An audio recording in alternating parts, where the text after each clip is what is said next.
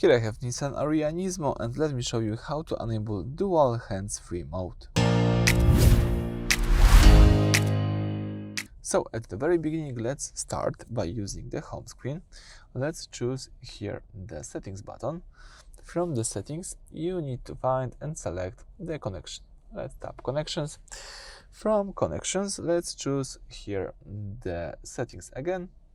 If you tap the settings again, you will see the Bluetooth settings. So now you can enable the dual hands-free mode. Let's just do it. And right now, this is really useful because this is a very convenient feature if you carry two phones or have a passenger. When it's on, the car can stay connected to two phones simultaneously for phone calls. So for example, if your work phone and your personal phone both ring, you can answer either one through the car's speakers without having to manually switch connections.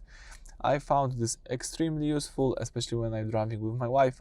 We both can answer the calls by using the phone speaker.